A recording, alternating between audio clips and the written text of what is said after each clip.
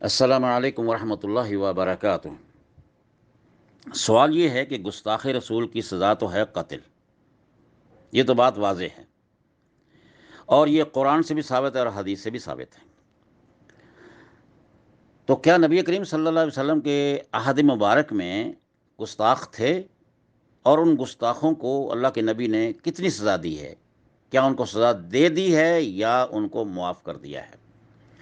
اس سلسلے میں پہلے تو آپ یہ نبی کریم صلی اللہ علیہ وسلم کے زندگی کے جو ہے نا مکی حصہ اور مدنی حصہ، ان کو الگ الگ کر کے دیکھیں گے ذرا۔ مکی زندگی میں پتہ ہے آپ کو کہ نبی علیہ الصلوۃ والسلام کے دور میں کیا واقعہ آیا تھا؟ جس وقت مشرکین مکہ نے زیادہ تنگ کر دیا تو آپ طائف چلے گئے تھے، وہاں ابن عبد یالیل کے ہاں جا کے اپنے آپ کو پیش کیا تو انہوں نے گستاخی کی تھی، اور اس وقت انہوں نے لڑکے پیچھے لگا دیے، لونڈے سے لگا دیے، انہوں نے نبی علیہ الصلوۃ والسلام کو پتھر بھی مارے، اور اس کے بعد کیا ہوا کہ نبی علیہ الصلوۃ والسلام کا خون مبارک نکلا ہے اور وہ آپ کی جوتیاں تک پہنچ گیا، اور جوتیاں جو تھیں نا اس کی وجہ سے چپک گئی تھیں نبی علیہ الصلوۃ والسلام کی، کہ جس میں اطہر یعنی قدم مبارک جو ہیں ان کے ساتھ۔ اس وقت جبریل علیہ الصلوۃ والسلام تشریف لائے، فرمایا اللہ رب العالمین نے آپ کی بات سن لی ہے، آسمان والے نے، خالق نے، خلاق اعظم نے آپ کی بات سن لی ہے اور مجھے بھیجا ہے، اور میرے ساتھ ایک فرشتہ ہی بھیجا ہے، ملک الجبال جو ہے پہاڑوں کا فرشتہ، اور اس نے کیا کہا ہے؟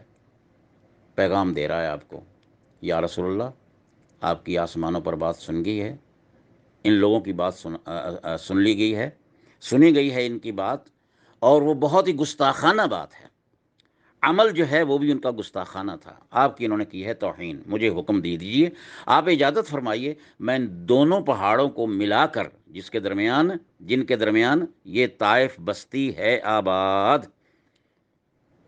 میں ان کو پیس کے رکھ دوں گا۔ آپ نے فرمایا نہیں، مجھے امید ہے کہ ان کی اولاد سے ایسے لوگ پیدا ہوں گے جو وحدانیت کا، اللہ کی وحدانیت کا اقرار کریں گے۔ تو نبی کریم صلی اللہ علیہ وسلم نے اس واقعے کی بنیاد پر، آپ نے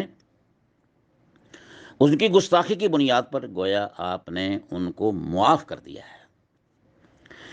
اور اسی طرح نبی کریم صلی اللہ علیہ وسلم کے سامنے ذوالخویسرہ آیا تھا۔ اب یہ مدنی زندگی ہے، جب یہ تقسیم ہو رہا ہے، آپ مال آیا تھا یمن سے، آپ نے تقسیم کیا تو وہ شخص آ کر گستاخی کرتا ہے، کہنے لگا کہ اے دل یا رسول اللہ فإنک لم تعدل۔ یہ مال جو ہے نا، بلکہ یہ الفاظ یہ بھی گستاخانہ ملتے ہیں، بڑی لمبی چوڑی اس کی داڑھی تھی، اور بدو آدمی تھا، اور مسلمان تھا، نبی علیہ الصلوۃ والسلام کے ساتھ رہتا، نمازیں پڑھتا، سب کچھ کرتا، آپ نے انصاف نہیں کیا، انصاف کیجیے۔ تو نبی علیہ الصلوۃ والسلام کی طبیعت جو تھی، یا آپ کا چہرہ جو تھا وہ جلالی ہو گیا، آپ کی طبیعت میں جلال آ گیا، آپ نے فرمایا وہی حق، تیرا بیڑا غرق، تیرا بیڑا غرق، تو تباہ ہو گیا۔ میں عادل اذا لم عادل، کون انصاف کرے گا اگر میں نے انصاف نہیں کیا تو اس وقت فاروق اعظم نے، اور یا یہ ہے کہ خالد بن ولید نے کیا کہا تھا؟ دانی یا رسول اللہ، یا رسول اللہ اجازت فرمائیے میں اس گستاخ کی گردن اتار دیتا ہوں ابھی۔ تو آپ نے کیا ارشاد فرمایا؟ دا، چھوڑ دو، چھوڑ دو۔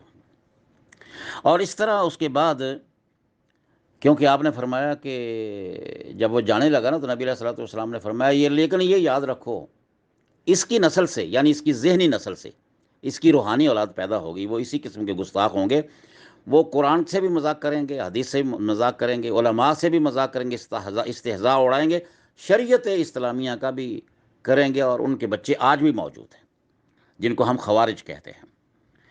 اور تیسرے نمبر پر یہ ہے کہ غورث بن الحارث، ایک نبی علیہ الصلوۃ والسلام نجد میں تبلیغ کرنے کے لیے تشریف لے گئے تھے، اور وہاں پر نہ پڑاؤ کیا صحابہ کرام نے، تو وہاں پر جنگل میں جھاڑیاں تھیں، چھوٹے چھوٹے درخت تھے، کچھ درخت ایسے تھے جن کا سایہ زیادہ تھا، تو صحابہ کرام نے کہا کہ چلیے یہ نبی علیہ الصلوۃ والسلام کے لیے خاص کر دیتے ہیں، ہم الگ الگ جا کے نہ پڑاؤ کر لیتے ہیں۔ تو آپ نے اپنی تلوار اس درخت کے ساتھ لٹکا دی، ایک آدمی آیا اس علاقے کا، اور اس نے تلوار پکڑ لی اور سونت لی، کھینچ لی، اور کہا، اٹھایا، جب آپ بیدار ہوئے تو تلوار اس نے سونتی ہوئی تھی، اٹھائی ہوئی تھی، کہنے لگا تخافوا نہیں، آپ مجھ سے ڈرتے ہیں؟ آپ نے فرمایا لا، میں تو نہیں ڈرتا آپ سے۔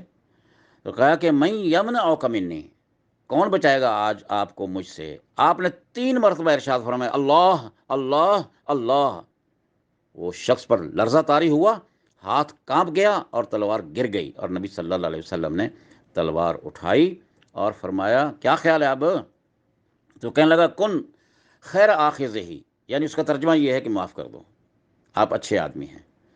تو آپ نے صحابہ کرام کو آواز دی، فرمایا دیکھیے یہ شخص ہے وہ جو آیا ہے، اور اس نے یہ کام کیا، اس نے مجھ سے یہ پوچھا اور میں نے اس کو یہ جواب دیا ہے۔ اب میں اسے پوچھ رہا ہوں، میں یمنوں کا، میں یمنعوں کا منی، تجھے کون بچائے گا؟ تو اس نے یہ کہا ہے تو میں نے اس کو چھوڑ دیا ہے۔ فدعا فخل سبیلہ، اس کا راستہ صاف کر دیا۔ کیا مطلب؟ اس کو جانے دیا۔ وہ شخص واپس گیا۔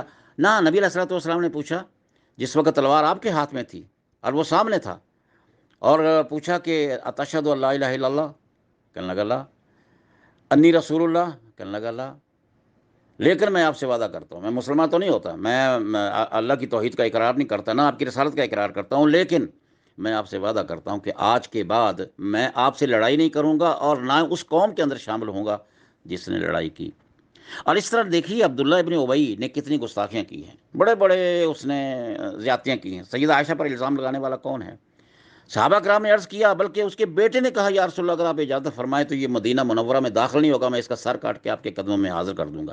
آپ نے فرمایا نہیں۔ عبداللہ ابن ابی رائے، وہ جو مدینہ کا بہت بڑا آدمی تھا۔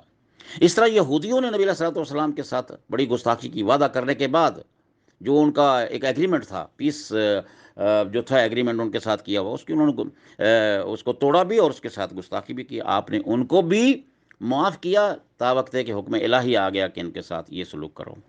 فتح مکہ کے وقت عام معافی کا آپ نے اعلان کر دیا تھا۔ عام معافی کیا تھی؟ کہ سب کو ہی معافی ہے سوائے 4 آدمیوں کے اور 2 عورتوں کے۔ آدمیوں میں ایک تو اکرمہ ابن ابی جہل تھا، اور وہ بعد میں مسلمان ہو گیا تھا، اس کی توبہ قبول ہو گئی تھی، اچھا اسلام ہو گیا تھا۔ اور ایک ابن خطل تھا، اور اسی کی طرح ایک مکیس تھا، مکیس ابن ہشام، ایک اس کا نام تھا اصل میں عبداللہ ابن خطل۔ نبی علیہ الصلوۃ والسلام نے اس کو اسلام قبول کرنے کے بعد اس کا نام عبداللہ رکھا تھا۔ اور یہ شاعر تھا، مکیس بھی شاعر تھا۔ عبداللہ ابن خطل جو تھا نا، وہ 2 عورتوں کو لے کے آیا تھا، اپنے شعر نبی علیہ الصلوۃ والسلام کے بارے میں بیان کرتا تھا، توہین کرتا تھا، ہجا کرتا تھا، جس کو ہجو کہتے ہیں، یہ حجو کہتے ہیں۔ تو نبی علیہ الصلوۃ والسلام کی توہین شعروں میں کرتی، وہ عورتیں گاتی اور لوگ متاثر ہوتے، جیسے آج کل لوگ برے برے نام لے کر لوگوں کا تذکرہ کرتے ہیں اور بچوں کو ورگلا لیتے ہیں، اور بچوں کی زبانوں پر بھی یہ بات آ جاتی ہے۔ ان میں سے بھی کچھ بچ گئے تھے اور کچھ مر گیا، ابن خطل کو قتل کر دیا۔ نبی علیہ السلام نے فرمایا کہ ان لوگوں کو معافی نہیں ہے، کیونکہ یہ گستاخ اس حد تک تھے کہ انہوں نے اللہ کو تکلیف پہنچائی، اللہ کے رسول کو تکلیف پہنچائی۔ اگر یہ کعبہ کا غلاف پکڑ کر بھی آپ سے معافی مانگیں تو پھر بھی ان کو قتل کر دینا۔ اور واقعتاً عبداللہ ابن خطل کعبے کے پردے سے لٹکا ہوا تھا، لیکن پھر اس کو قتل کر دیا گیا۔ تو اب یہ ہے کہ یہ سزائیں تو نبی علیہ الصلوۃ والسلام نے دی ہیں، معافی بھی اللہ کے نبی نے فرمائی ہے۔ اور اسی طرح اور بھی واقعہ سن لیجئے کہ نبی علیہ الصلوۃ والسلام نے قتل بھی کروائے ہیں۔ آپ نے ارشاد فرمایا تھا من لکعب ابن اشرف، کعب ابن اشرف مدینہ کا بہت بڑا تاجر تھا، اور اس نے بہت ہی گستاخیاں کی تھی، نبی علیہ الصلوۃ والسلام کو بڑا ہی تنگ کیا تھا، بہت ہی ایذا پہنچائی تھی اللہ اور اللہ کے رسول کو۔ اور یہ حدیث آتی ہے، بخاری میں ہے 3031 اور مسلم میں ہے 1801۔ اس میں نبی علیہ الصلوۃ والسلام نے جس وقت پوچھا تو محمد بن اسلمہ جو تھا، محمد بن مسلمہ، وہ اس کا رشتہ دار تھا کعب بن اشرف کا، تو اس نے کہا اتحب ان اقتلہ، یا رسول اللہ آپ کو پسند ہے کہ میں اس کو قتل کر دوں؟ آپ نے فرمایا ہاں، تو اس کو قتل کر دیا گیا۔ اور اسی طرح ایک عورت کے بارے میں ہے، 2 عورتوں کا ذکر ہے، معلوم ہوتا ہے کہ وہ شاید ایک ہی عورت ہے، الگ الگ مقام پہ اس کو بیان کیا گیا ہے کہ ایک یہودیہ تھی حضرت علی رضی اللہ تعالی عنہ سے، یہ ابو داؤد کی روایت ہے 4361 میں، کہ یہودیتاً کانت تشتم النبی صلی اللہ علیہ وسلم تقع فیہ فخنقها رجل حتی ماتت فابطل رسول اللہ صلی اللہ علیہ وسلم۔ نبی کریم صلی اللہ علیہ وسلم کے بارے میں بتایا کہ یہودیہ عورت تھی، وہ گالیاں دیتی تھی اور آپ کی عزت پہ ہمیشہ ہی وہ حملے کرتی تھی، تو ایک شخص نے اس کا گلا بند کر دیا، گلا دبا دیا، اس کو مار دیا۔ تو نبی علیہ الصلوۃ والسلام کے پاس جب یہ کیس آیا ہے، اور اس بات کو ارواء الغلیل میں علامہ البانی نے بھی اس کو صحیح کہا ہے، فابطل رسول اللہ صلی اللہ علیہ وسلم دمہا، تو آپ نے اس کے خون کو یعنی وہ کیا کہہ دی کہ ویسٹ کر دیا، ضائع کر دیا، فرمایا اس کی کوئی قیمت نہیں، ورنہ قتل کے بدلے قتل یا دیت۔ اور دیت جو ہے ہم نے تو یہاں دیکھی ہے کہ وہ 4 ملین کے حساب سے لوگ قبول کرتے ہیں، اس کے بعد جا کے معافی مانگتے، اپنے وہ معاف کرتے ہیں۔ تو لہٰذا بات یہ ہے کہ اسی طرح ایک عام آدمی تھا، نابینا آدمی تھا مدینہ منورہ میں، اس کی ایک لونڈی تھی اور اس سے 2 بچے بھی تھے، اور وہ گالیاں دیتی تھی اور ہمیشہ توہین کرتی تھی۔ تو ایک دفعہ رات کو اپنے وہ گھر میں تھا تو اس نے دیکھا کہ اس کی بیوی جو ہے نا بڑی توہین کر رہی، نبی علیہ الصلوۃ والسلام کی، روکنے کی کوشش کی، نہ باز آئی، تو اس نے وہ خنجر پکڑا، اس کو یعنی وہ چھوٹی جو تلوار ہوتی ہے اس کے پیٹ میں اس کے مارا اس کا، اور اس کے اوپر بیٹھ گیا جب تک مر نہیں گئی۔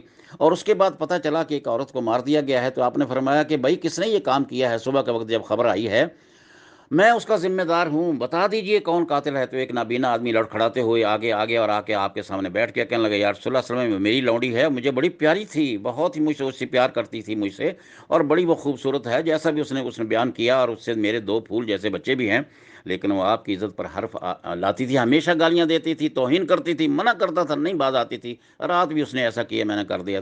تو آپ نے پھر کیا کیا؟ آپ نے فرمایا فَإِنَّ أَلَا شَهَدُوا أَنَّ دَمَهَا حَدَرَ۔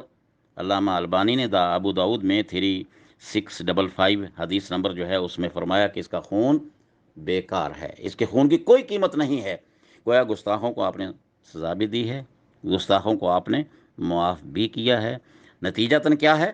معافی بھی ہے اور سزائیں بھی ہیں، مصلحت، وقت کا تقاضا دیکھ کر۔ لیکن کس کو ہے یہ اختیار؟ والی کو ہے، حاکم وقت کو ہے، کسی عام آدمی کو نہیں ہے۔ اسٹیٹ کے اندر اسٹیٹ قائم نہیں ہو سکتی۔ تو لہٰذا اگر کوئی شخص کسی کے اوپر الزام لگاتا ہے تو وہ عدالت میں ثابت کرے گا، عدالت سے ثابت ہو جائے گی تو اس کے بعد حکومت وقت جو ہے نا اس کا فیصلہ کر کے اس کو ایکسیکیوٹ کرے گی، کسی اور کو اجازت نہیں ہے۔ ھذا واللہ تعالی اعلم، والسلام علیکم ورحمۃ اللہ وبرکاتہ۔